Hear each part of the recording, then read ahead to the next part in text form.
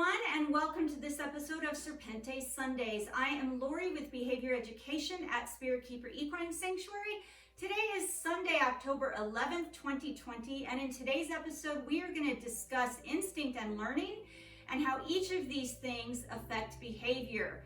We're also going to talk about how we can utilize a snake's natural instincts as well as their learning ability in order to help them learn cooperative behaviors.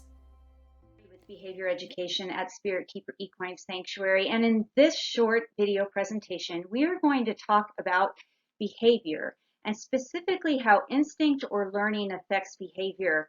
And it has traditionally always been thought that behavior is based on either instinct or learning. However, current behavior science informs us that behavior is actually shaped by both instinct and learning, and that these two things are not independent of one another.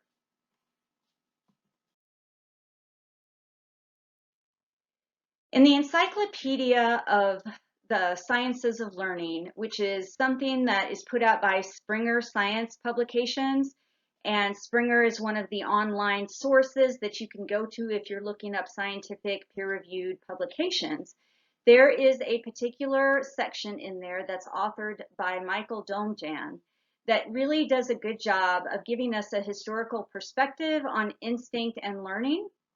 And I wanted to go over some highlights of that before we get into anything else.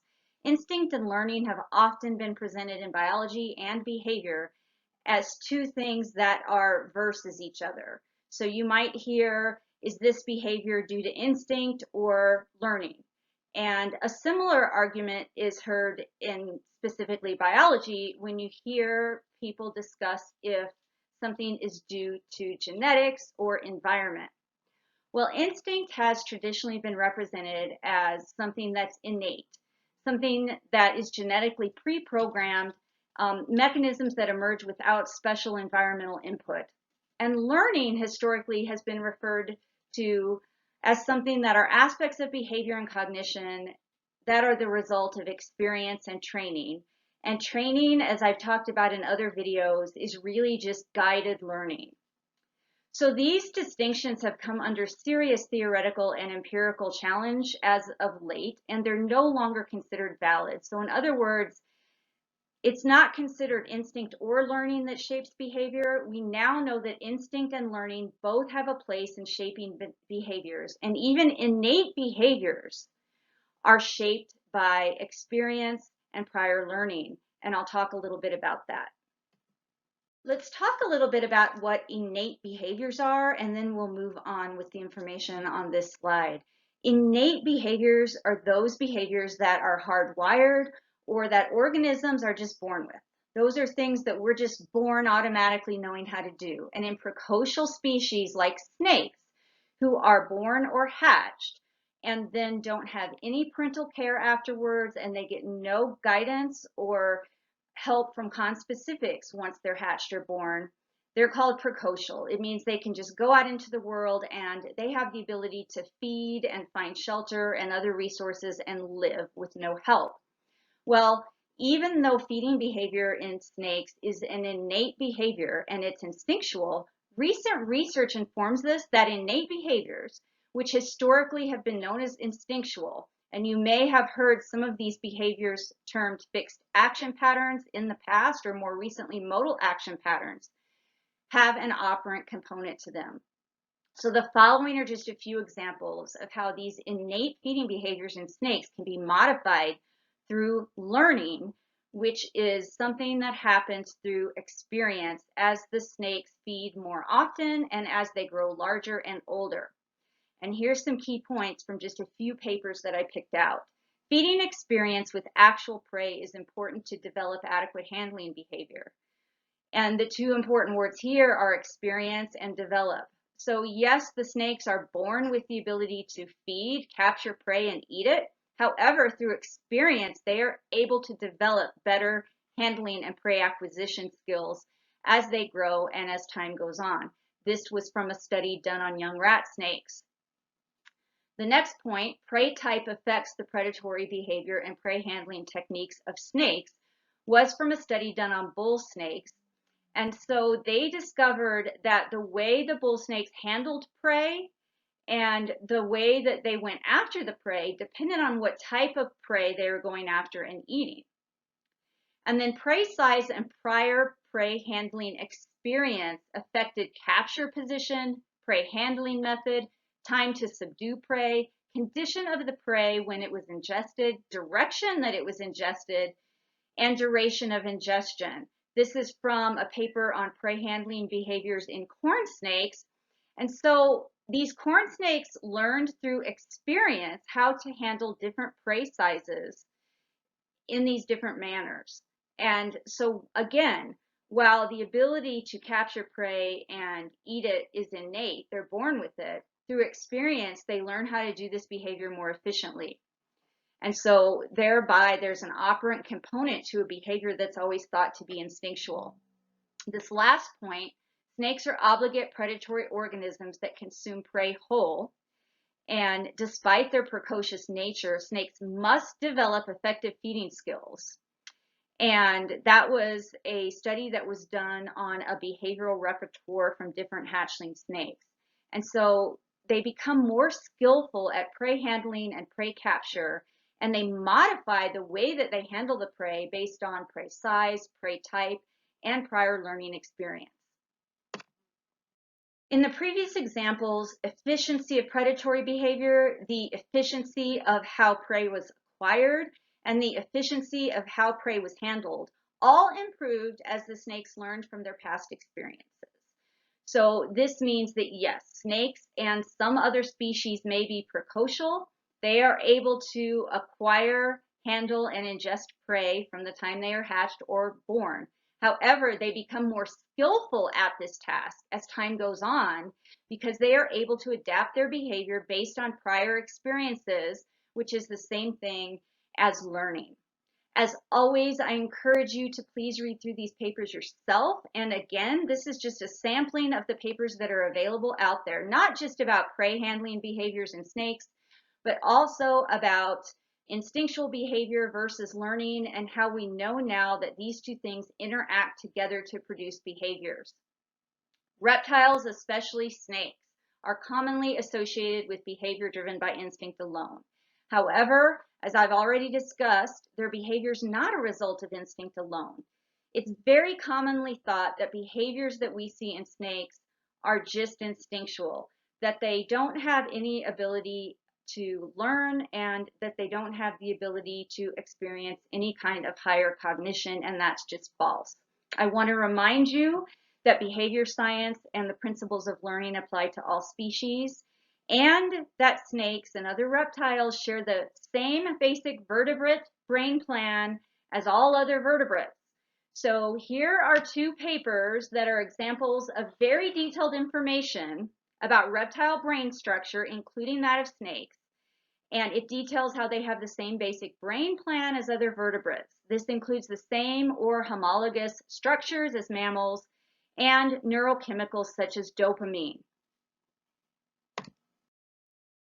So how does instinct and learning apply to snakes under captive management, and why does this matter? Why should it matter to us? Well, we can allow the snake's innate behaviors to guide us in their care and ensure we're providing them with the 5 opportunities to thrive. Now, I've discussed these in detail before, but as a reminder, they are the opportunity for a well-balanced diet, the opportunity to self-maintain, the opportunity for optimal health, the opportunity to express species-specific behavior, and the opportunity for choice and control. All right, furthermore, we can use the snake's ability to adapt innate behaviors as well as learn new behaviors and to modify their behavior under human care in order to reduce fear, anxiety, and stress in the animals and improve safety and ease of care for keepers. And we do this through training.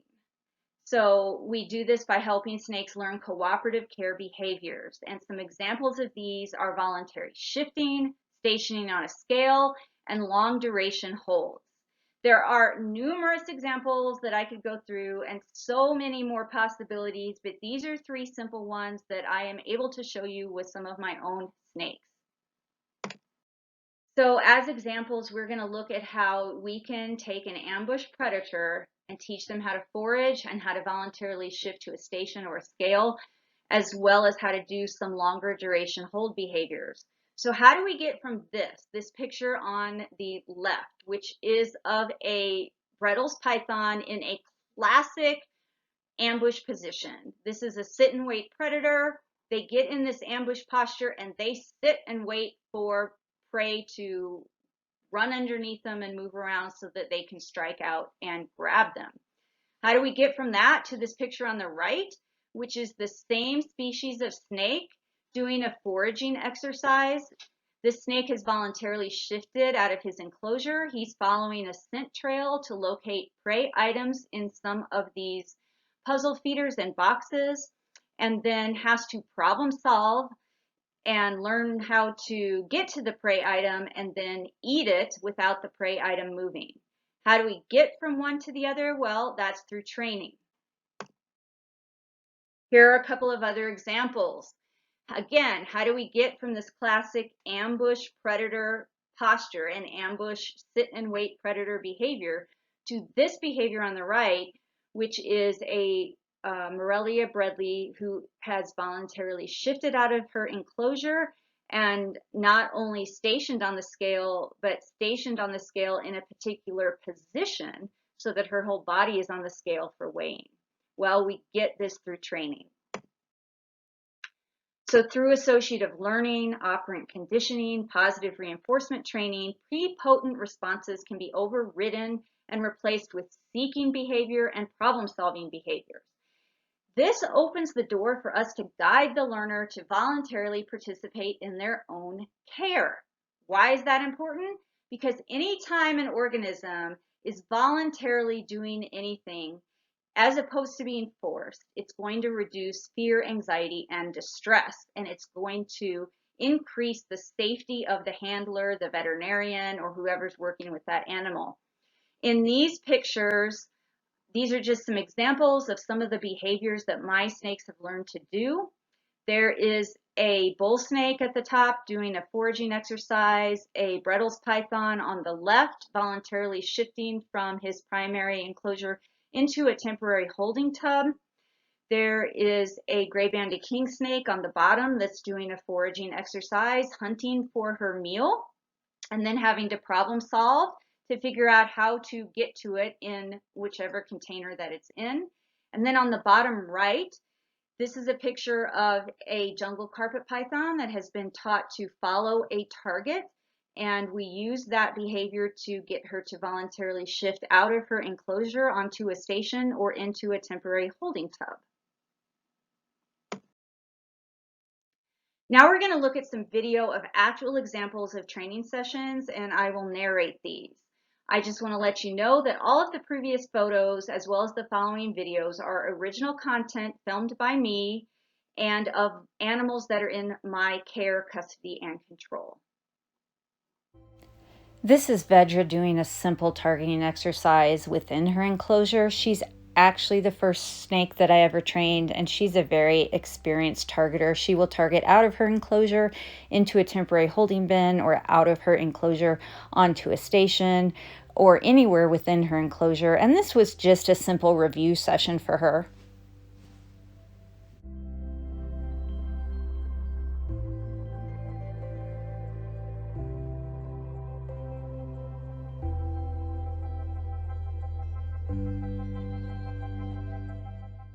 This is a coastal carpet python voluntarily shifting out of his normal habitat onto an activity stand, and there are no food reinforcers involved in this exercise. This is an activity station that he's choosing to climb onto, and it's just full of different scents and climbing apparatus and novel items for him to explore. This is our bull snake Rodney shifting herself out of her enclosure onto the same activity station as you saw the coastal carpet python shifting onto. And then in this next video, this is a problem-solving exercise for her. There is a food reinforcer in that puzzle, and she has to figure out how to get to it. This is a stationing exercise with one of our Morelia Bredli. She is learning to station on a scale.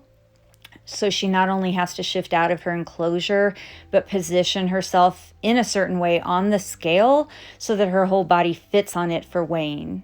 This is the same exercise with another one of our Morelia Bredli.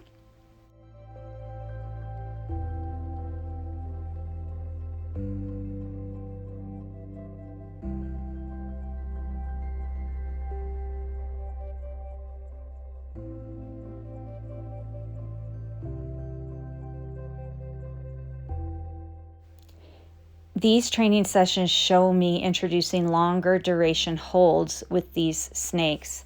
Once the snakes are in the position I want them in, I am moving the target from a vertical orientation to a horizontal orientation, and then asking the snakes to hold there for a few seconds before I deliver the food reinforcer. And as time goes on, I will expect them to do longer and longer duration holds. This will come in handy down the road in conjunction with habituation to touching and handling if we have to do blood draws or we need them to be still for things like radiographs or ultrasounds.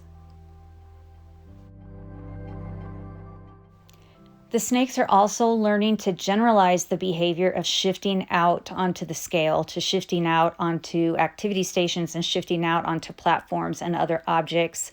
Again, generalizing the shifting behavior onto different surfaces will be helpful in the future if we have to do veterinary exams or other things related to that.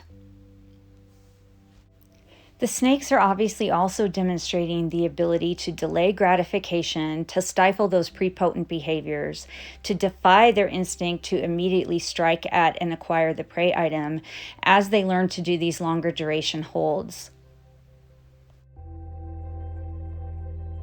The first one that I'm going to feed is Merlin, and he's an inland carpet python, and I have a rat thawed for him that I'm putting in this container. And I'm setting it up here in one of our exercise spaces. And this will be the third time that Merlin has done this particular activity. And I will bring him out here, put him in the exercise space, and then he can hunt for the food and eat it when he finds it. So I'm just gonna point Merlin up here to the exercise space, which, as I said, he is familiar with. And then I'm just gonna let him be and take as much time as he needs to explore, hunt, and forage for that food.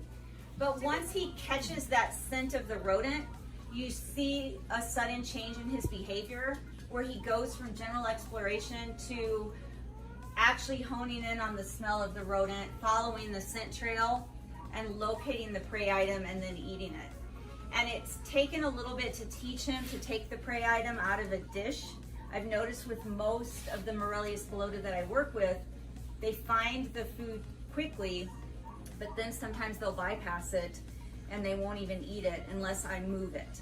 Well, Merlin has learned to take the prey when he finds it in the dish. He's done this twice before, so we will just let him do his thing and see how long that takes him this afternoon.